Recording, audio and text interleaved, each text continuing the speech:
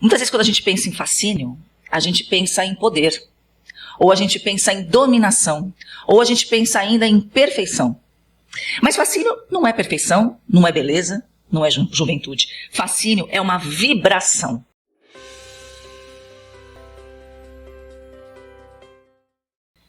Finalmente, aula nova do curso Despertando o Fascínio. O nome dessa aula nova chama Fascínio Selvagem. Por que selvagem? Porque a gente está falando de algo das nossas entranhas. A gente está falando do nosso corpo. E eu quero ensinar você a dominar isso.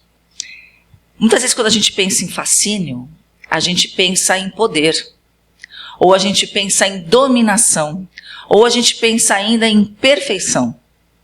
Mas fascínio não é perfeição, não é beleza, não é juventude. Fascínio é uma vibração. E você pode desenvolver isso, inclusive, com o teu olhar, inclusive com a tua fala. Por que eu demoro tanto tempo para liberar uma aula nova do fascínio? Porque, obviamente, acho que faz uns anos, né, que eu liberei a última aula. Justamente porque eu preciso colocar em prática tudo aquilo que eu aprendo. Eu preciso testar. Inclusive, fazer errado para ver o resultado que aquilo vai causar. Vocês acham que eu uso aqui com vocês o encantamento com o olhar quando eu falo? Vocês acham que eu utilizo aqui o tom certo da minha voz ou a minha postura para prender a atenção de vocês? Eu me orgulho muito que eu nunca usei tráfego pago. Eu nunca usei patrocínio com valor monetário para patrocinar vídeos e visualizações, etc. Tudo veio sempre até mim, vocês sempre chegaram até mim pela a minha energia, a minha vibração. E eu prendo a tua atenção com aquilo que eu aprendi a desenvolver. E eu quero que você aprenda isso também, porque não só para os relacionamentos, não é só para isso, mas relacionamentos de uma forma geral, nos negócios, em apresentações, em reuniões. Eu sempre usei o fascínio. Eu me recordo uma vez que eu estava prospectando um cliente muito grande. Era uma empresa alemã no interior de São Paulo. E já tinha ido lá algumas vezes, estava em processo de negociação e etc. E aí um belo dia, um presidente estava lá, o CEO da empresa estava lá, e ele chamou a mim e o meu sócio na época para a gente conversar sobre isso. Eu estava já com a proposta pronta e nós sentamos para conversar ali. Meu sócio sentou um pouquinho mais à frente, eu sentei um pouquinho mais atrás, nas cadeiras, né? Tinha uma cadeira que estava mais para frente, outra mais para dentro, então eu sentei mais atrás, meu sócio na frente. E eu comecei a utilizar, isso a gente está falando de 2007. E a gente estava conversando lá sobre essa proposta, esse projeto. Era um projeto muito grande, girava em torno aí de uns 600 mil reais. A gente está falando de 2007, gente. Em torno de uns 600 mil reais. E a proposta estava pronta, e meu sócio estava ali conversando com ele, apresentando a proposta e tal, e eu ali junto, também conversando, respondendo as perguntas. E aí eu comecei a lançar esse olhar de encantamento. A minha voz convidava a aproximação, meu tom de voz, porque pelo tom de voz a gente convida a outra pessoa a se aproximar. Eu costumo dizer que a gente vive hoje num meio muito ruidoso, tem muito ruído, muito barulho. Só que o desejo, ele grita, mas o verdadeiro fascínio e encantamento, ele sussurra. Então, conforme eu fui respondendo, explicando o projeto, junto com o meu sócio, para aquele CEO, ele foi se inclinando. E eu fui lançando esse olhar. E, obviamente, meu sócio começou a perceber que tinha alguma coisa ali acontecendo, ele começou a olhar para trás, meio incomodado, tipo pensando, o que ela está fazendo? Assim, ele fazia assim, meu sócio, para mim.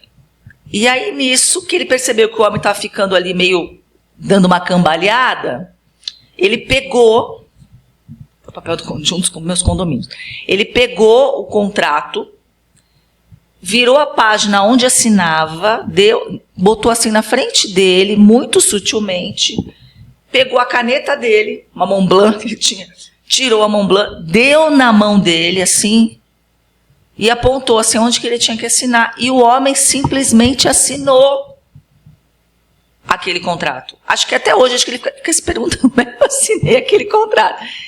Ele ficou ali meio, sabe, meio cambaleando, meio olhando assim. E eu não estou falando aqui de beleza, eu não estou falando aqui de formas, de estética.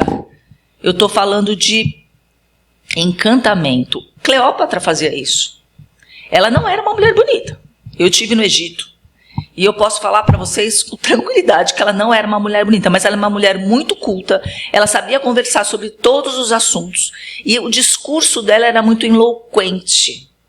Então ela conseguiu, imagina, né? Casou com 2. Para se garantir. Reinou no Egito durante muitos anos. Então ela sabia como envolver. Pela forma de falar, a forma de agir, aquilo que ela sentia. Ela se sentia a rainha Adonilo, a dona do pedaço. E, obviamente, por ela se sentir assim, ela conseguia encarnar esse encantamento selvagem e conquistar tudo aquilo que ela queria. E é sobre isso que nós vamos falar nesse curso. É um curso 100% prático, onde eu não vou te dar sossego. Você vai, o tempo inteiro tem exercício, gente, o tempo inteiro, porque eu gosto das coisas práticas, não gosto de blá, blá, blá. Tem, obviamente, eu preciso falar a parte técnica, mas o curso ele é muito, muito, muito prático. Não é um curso para você fazer, você ficar escutando ao longo do dia, é um curso preferencialmente para você fazer à noite. Por quê? Porque quando você faz à noite, principalmente perto da hora de dormir, onde tem aquele relaxamento, o teu inconsciente ele continua trabalhando. E eu amo trabalhar com o inconsciente de vocês. Porque dá muito resultado. Você começa a incorporar isso. Quem já fez o curso do fascínio sabe do que eu estou falando. Sabe como as coisas se modificam. E olha a quantidade de tempo que eu demorei para liberar uma aula nova. Por quê? Porque eu gosto de afinar, de aprimorar e dar para vocês ali, ó, prontinho.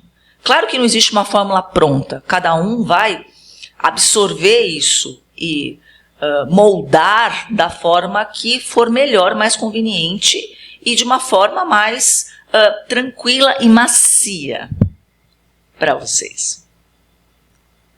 Sim, nesse momento eu estou usando o encantamento. A gente vai falar, inclusive, sobre uma técnica que eu uso muito, chamado o olhar de Isis. Não é à toa que a minha filha chama Isis. Desde quando eu botei os pés no Egito, no primeiro templo, quando eu avistei aquela imagem gigantesca de Isis com as asas abertas, eu entendi tudo aquilo que eu havia estudado e treinado durante todos esses anos. Espero você lá no mulhercafa.com. Um beijo.